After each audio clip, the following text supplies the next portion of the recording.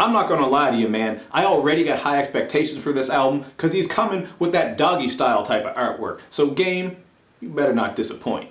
Or, I don't know, I won't really do anything, but I just hope this album is fire. What's up, everybody? It's Luke James, not the singer. If you're an indie artist looking for an album review and some promo, you can hit up Luke at redmattersite.com.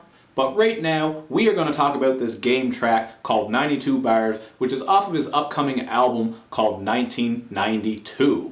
Now with this one, you're just getting 6 minutes of obviously 92 bars, and the production here is very simple and sample based, because clearly they weren't trying to get you to focus on the beat, man. This one is just all about Game showing that he can get ferocious when he wants to, and when he's focused, he is a really great lyricist, and I think people kind of underrate him and overlook him when we talk about lyricists. I know a lot of people look at him as just a gangster rapper, and he definitely has his bad moments and bad projects. I'm talking about Blood Moon, Year of the Wolf, and Block Wars, which I didn't even bother reviewing that one. I don't even want to talk about that shit. It basically just sounded like some leftover Game crumbs that never really got fully mastered, put together, and made for a good project. But anyway, I digress. Back to this song right here. Game is really killing this shit, man. He's just cocky and confident. He says that he's that Compton nigga who can go bar for bar with Jadakiss. And I know that's going to be debatable depending on how you feel about these two artists, but that's the whole point of this track, man. He's trying to show you that he should be respected for his pen game. And I remember Royce the 5'9" actually talking about that on Twitter before, about how Game doesn't get appreciated for his bars, but even Royce looks at him as a great lyricist. So that goes to show you, man, if your peers appreciate what you do, especially someone who can spit like Royce, then obviously you're doing something right.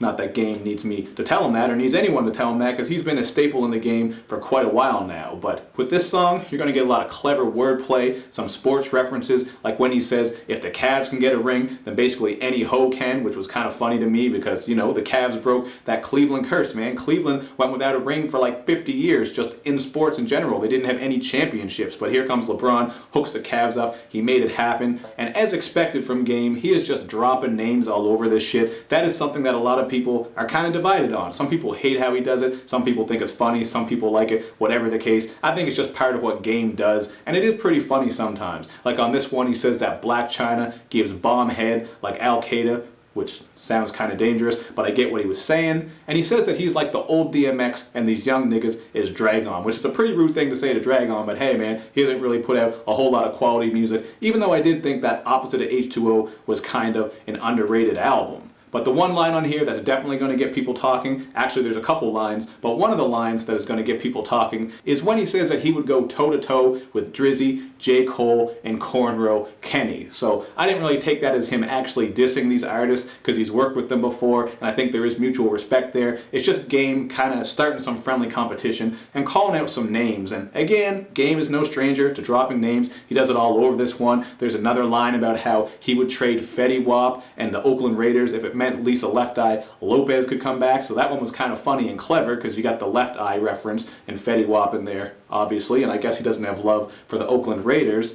But the shit on here that's really going to get people talking is how he comes at Meek Mill, who just seems to be the walking L, the walking bullseye. Everyone seems to be getting at him. And apparently he's getting at Meek on here because Sean Kingston was robbed a couple months ago, and apparently Game thinks that Meek snitched on him and said that Game did it, something like that. I don't know. I'm not a dirt sheet. I'm not TMZ. I just read about it briefly, but you can look it up on Google, TMZ, all that shit if you want to know what the real scoop is, and I'm sure this story will develop further as these two butt heads and clash. But Game is on here saying that he knows where Meek lives. He'll show up at 4 a.m. when Nicki is still up because she won't be able to sleep because she'll think that Game is coming for them. And then he has some bars about how he wishes he could give his pool stick to Nicki. So he tells Meek, you need to tell that Vibrant thing to come on over and fuck with Q-Tip, which is a reference to Q-Tip's song Vibrant Thing. So he's got some pretty rude shit that he's saying to Meek Mill on here. He also tells him that he basically should talk to Rick Ross and smooth things over before shit gets out of hand, because obviously Game is cool with Rick Ross. And of course, like a lot of people, he clowns Meek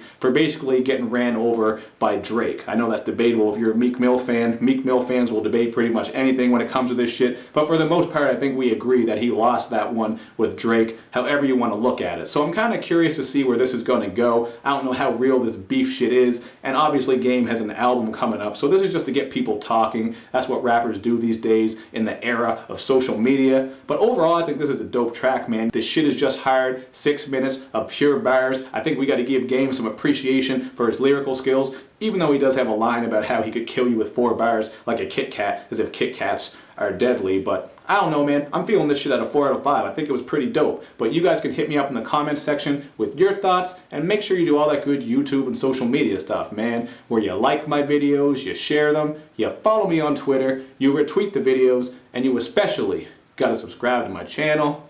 Thank you for watching, everybody. I will see you next time.